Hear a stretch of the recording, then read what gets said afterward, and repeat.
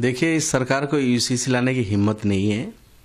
UCC नहीं ला सकते। जो उत्तराखंड में जो भी यूसीसी लाए वो कहाँ यूसीसी है, उसमें यूसीसी थोड़ा इसको कहा जाता है। यूसीसी तो वो होगा कि इंडिया में बसने वाले 140 करोड़ आदमी, हर किसी का जो समानता हर काम में, तो उसको कहा जाएगा यूसीसी। लेकिन उसमें तो ऐसा कुछ है ही नहीं। उसमें कुछ शादी ब्याह, कुछ तलाक और कुछ इस तरह के कुछ प्रॉपर्टी देने में ये सब है।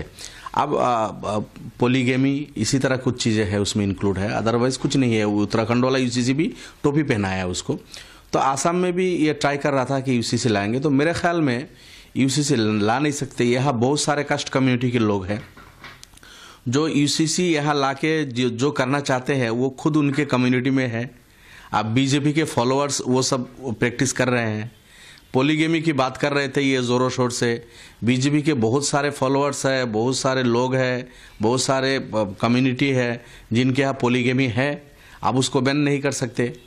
इसी तरह और कई चीज़ें हैं जिसको संभव नहीं है। इंडिया में इतने कास्ट कम्युनिटी के लोग हैं और इंडिया का इतना सुंदर एक कॉन्स्टिट्यूशन है।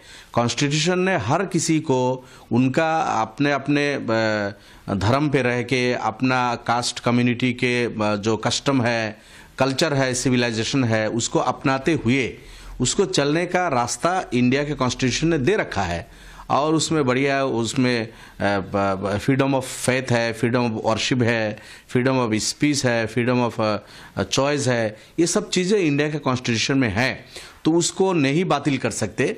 ये इनका ये सामने इलेक्शन है, सिर्फ ये धंधाबाजी है। मुसलमान को टारगेट करना, किसी कम्युनिटी को टारगेट करना, ये इनका लक्ष्य है। इसीलिए आसाम में देखिए, आप ना वो पोलीगेमी पे कोई बिल लाने वाले थे, नहीं ला पाए। अभी यूसीसी पे भी बिल लाने वाले थे, उसको भी नहीं ला पाया। अभी हिम्मत नहीं हुई इनकी।